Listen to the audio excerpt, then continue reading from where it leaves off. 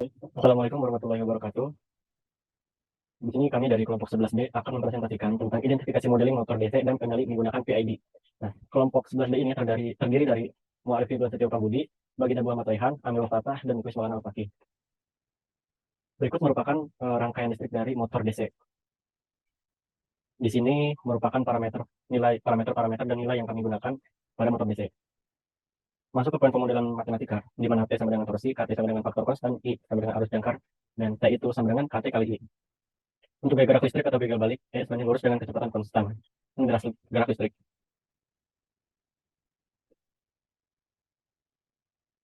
Sama dengan gegal balik, sama dengan faktor konstan, dan θ sama dengan kecepatan sudut. Nah, dikarenakan pada satuan internasional konstanta, torsi motor dan konstanta GGL balik sama KT sama dengan KE, maka kedua konstantanya akan diwakilkan dengan K. Dengan itu persamaan dapat diturunkan berdasarkan hukum 2 Newton dan hukum Kirchhoff. Di mana J sama dengan momen inersia, B konstanta gesekan motor, KI faktor konstan, L sama dengan induksi listrik, R resistensi listrik, V sama dengan sumber tegangan. Nah, di sini kita akan mencari transfer function. Dengan menerapkan transformasi Laplace, persamaan sebelumnya akan dinyatakan dalam variabel Laplace. Dapat dilihat rumus sebagai berikut. Maka transformasi Laplace dari persamaan di atas adalah sebagai berikut. Nah, lalu substitusikan IS pada persamaan sebelumnya. Dan didapatkan hasil seperti ini. Nah, transfer function dengan input PS dan output kecepatan sudut S. Di mana J sama dengan 0,24, B sama dengan 0,1, K sama dengan 0,05, R sama dengan 10, L sama dengan 0,5. Dan ini ketika parameter-parameter yang tadi sudah dimasukkan ke dalam rumus. Ini merupakan diagram blok. Ada tegangan yang sebagai input, kemudian masuk ke armatur dan load. Dari situ akan di-feedback oleh K, yang kemudian dijadikan input lagi ke armatur load, lalu keluarannya adalah kecepatan sudut. Dari diagram blok tersebut, maka didapat diagram aliran seperti ini. Karakteristik sistem. Untuk memeriksa kestabilan sistem dapat menggunakan kriteria Rutherford. Kriteria Rutherford merupakan suatu metode yang digunakan untuk menunjukkan kestabilan sistem dengan memperhatikan koefisien dari persamaan karakteristik tanpa menghitung akar-akar secara langsung. Yang didapatkan seperti di tabel dan rumus sebagai berikut. Kestabilan Rutherford ini adalah dengan menggunakan apakah semua bagian pada kolom paling kiri mempunyai tanda yang sama. Hal ini menandakan tidak ada akar pada bidang S sebelah kanan sehingga sistem merupakan sistem yang stabil. Ketelitian berhubungan dengan error steady state. Error steady state di sini merupakan selisih nilai keluaran terhadap masukan sistem pada saat sistem dalam steady state. Koefisien kesalahan stabil menggambarkan keunggulan sistem kontrol. Semakin besar koefisien yang diberikan, semakin kecil error steady state-nya. Dapat dilihat seperti rumus yang ada di bawah ini.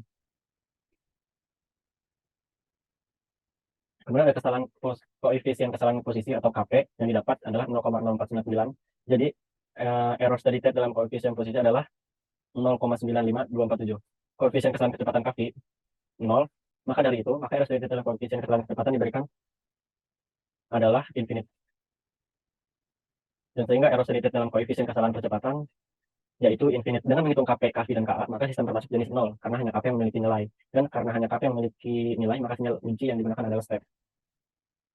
Dengan menghitung KP, KV, dan KA, maka sistem termasuk jenis 0 karena hanya KP yang memiliki nilai. Dan karena KP yang memiliki nilai, maka sinyal uji yang digunakan adalah step. Maka dari itu, kita mensimulasikan hasil tersebut menggunakan MATLAB, di mana hasil yang didapat adalah settling time-nya itu di 0,992, rise time-nya 0,545, dan dari data tersebut berikut adalah spesifikasi sistem yang dipakai dan dengan spesifikasi sistem yang akan kami inginkan nanti. Kemudian ada respon transient, adalah respon yang berlangsung dari keadaan awal sampai keadaan akhir. Dengan menganalisis tanggapan perolehan respon, sistem dapat diketahui beberapa hal. Di antaranya adalah mengenai waktu yang diharapkan untuk mencapai keadaan mantap dan nilai kesalahan yang mengikuti sinyal masukan atau input. Bentuk dari transfer function order 2 adalah sebagai berikut di bawah ini. Dengan menggunakan transfer function yang telah didapatkan, maka bisa diperoleh nilai omega n kuadrat dengan cara di mana omega n adalah frekuensi natural dan zeta adalah rasio redaman sistem.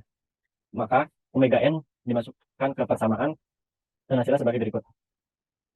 Zeta sama dengan 0,14485. Selanjutnya akan dilanjutkan oleh rekan saya, dipersilakan. Baik, selanjutnya kita akan memasuki root locus dari transfer function yang sudah kita buat. Nah, lalu dimasukkan ke dalam kode yang ada di atas ini. Selanjutnya, dari kode tersebut, maka dihasilkan diagram bagi berikut. Next. Dari gambar tersebut dapat kita analisis bahwa kestabilan root locus diketahui dengan melihat posisi kedudukan akar-akar pada diagram. Sistem dinyatakan stabil bila pada sisi kanan sumbu imajiner tidak terdapat dudukan akar-akar, maka sistem dinyatakan stabil karena tidak terdapat dudukan akar-akar pada sisi kanan pada sumbu imajiner. Next. Selanjutnya ada bode. Nah, sama seperti root locus, dari transfer function yang kita buat, kita masukkan ke dalam codingan MATLAB tersebut seperti di atas, maka dihasilkan gambar sebagai berikut. Next. Nah, seperti ini. Selanjutnya, dari diagram yang sudah dihasilkan, cara menentukan kestabilan suatu sistem dalam kawasan frekuensi dapat dilihat dari nilai gain margin dan phase margin. Jika gain margin dan phase margin bernilai positif, maka sistem tersebut dianggap stabil. Sebaliknya, jika gain margin dan phase margin bernilai negatif, maka sistem tersebut dianggap tidak stabil. Gm dan Pm diperoleh dengan persamaan berikut. Gm sama dengan 0 dikurangi nilai magnitud saat sudut fase itu di min 180 dan Pm sama dengan 180 plus nilai fase saat magnitud sama dengan 0 dB. Next. Nah, seperti ini. Next saja. Dan ini adalah diagram bode sebelum ditanning. Selanjutnya. Nilai gain margin diketahui negatif, namun nilai phase margin tidak dapat diperoleh karena untuk mencari phase margin adalah dengan mengurangi 180 dan nilai fase saat magnitud 0. Karena nilai magnitud tidak ada, maka sistem tidak stabil berdasarkan analisa bode. Selanjutnya. Kemudian kita masuk ke Nyquist. Dari sama seperti kedua diagram sebelumnya, transfer function dimasukkan ke dalam codingan MATLAB seperti di atas. Next. Maka dihasilkan gambar seperti ini. Nah, dari kestabilan Nyquist dapat ditinjau dari beberapa aspek. Yang pertama, apabila tidak ada pengelilingan di titik min 1 plus J0, sistem stabil jika tidak ada pol yang terletak di sebelah kanan sumbu J. Ada satu atau lebih pengelilingan titik min 1 plus J0 berlawanan arah jarum jam. Sistem stabil apabila jumlah pengelilingan titik sama dengan jumlah pol yang di sebelah kanan sumbu J. Jika ada satu atau lebih pengelilingan titik min 1 plus J0 searah jarum JA, maka sistem tidak stabil. Pada grafik Nyquist di atas tidak terdapat pengelilingan pada titik min J plus min 1 plus J0 serta jumlah pol dan pengelilingan sama, maka sistem dinyatakan stabil berdasarkan analisis Nyquist. Kita masuk ke dalam PID Ziegler-Nichols. Ini adalah grafik sebelum sistem kita diberikan controller PID Ziegler-Nichols. Selanjutnya, dengan parameter yang diketahui adalah rise time-nya 0,545 detik, settling time-nya 0,992 detik, lalu temukan parameter L dan T dengan bantuan garis target pada titik belok seperti gambar di bawah. Nah, seperti ini kita beri garis lurus terhadap step responnya. Di sini ada titik potong yaitu time-nya 0,0282 serta titik potong bagian atasnya 0,413. Ini ada parameter untuk mencari L dan T. Selanjutnya, parameter L dan T dapat didapatkan masing-masing adalah L yaitu 0,0282, maaf ini tipe ya. Selanjutnya dan T-nya itu 0,413 dikurangi nilai L. Maka dihasilkan sebagai berikut. Kp yaitu 1,2 dikali T per L dihasilkan nilai 0,087. Kemudian mencari nilai KI yaitu Kp per 2 dikali L dan dihasilkan 1,5. Kemudian mencari nilai KD yaitu Kp dikali 0,5 dikali L dihasilkan nilai 0,012267. Selanjutnya. Kemudian kita masukkan nilai tersebut ke dalam codingan sebagai berikut, sebagai di gambar ini, maka dihasilkan gambar sebagai berikut. Nah, ini dia gambarnya. Selanjutnya, dari gambar tersebut kita dapatkan data sebagai berikut. Spesifikasi yang sudah ditanding yaitu rise time-nya menjadi 0,176 dengan overshoot 37% dan settling time 1,73 serta steady state-nya ada di 1. Dari parameter yang sudah didapatkan dengan kita bandingkan dengan spesifikasi sistem yang diinginkan, maka sistem ini sudah memenuhi spesifikasi yang diinginkan dengan metode Ziegler-Nichols. Selanjutnya, lalu ada PID root locus dari transfer function dan nilai KPK IKD yang sudah kita dapatkan sebelumnya kita masukkan codingan sebagai berikut.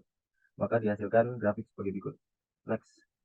Nah, ini adalah grafik dari root locus. Yang biru adalah sudah diberikan PID. Sebelumnya ini maaf, ini PID root locus bukan bode. Ini ada kesalahan penulisan.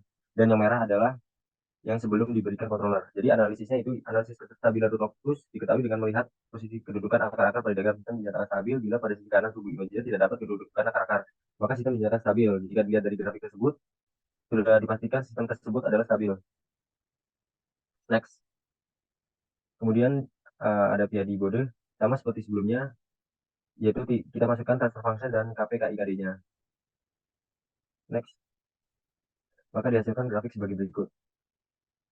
Next. Nah, dari grafik tersebut, nilai GM diketahui negatif, namun nilai PM tidak dapat diperoleh karena untuk mencari nilai PM adalah dengan mengurangi 180 dan nilai fase saat magnitudo 0. Sedangkan pada diagram Bode yang sudah diberikan, kendali di bawah nilai. GM tidak memenuhi karena tidak ada titik potong di situ yang memenuhi dengan rumus sebelumnya. Dan PM 180 plus Win 0 sama dengan 180. Jadi sistem tersebut tidak stabil dengan metode PID Bode. Selanjutnya akan dijelaskan oleh rekan saya. Baik, berikutnya kita masuk ke lead lag menggunakan fokus. Jadi pembahasan kali ini kita akan mendesain lead lag menggunakan root locus, di mana tujuannya adalah untuk mendesain kompresator uh, yang bertujuan untuk memperbaiki error steady state maupun respon transiennya. Pertama-tama untuk mendesain lead lag menggunakan root locus ini adalah menemukan nilai GC. Yang pertama adalah mencari nilai pol lead dan pol zero serta pol dan zero root locus palsu. Next. Kemudian ini setelah di-plotting root locus akar palsu dan root locus dari pelit dan zelitnya. Next.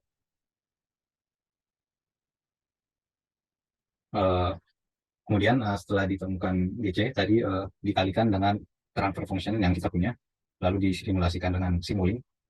Setelah di running, hasil dari scope-nya adalah seperti sinyal yang ada di sebelah kanan ini. Next.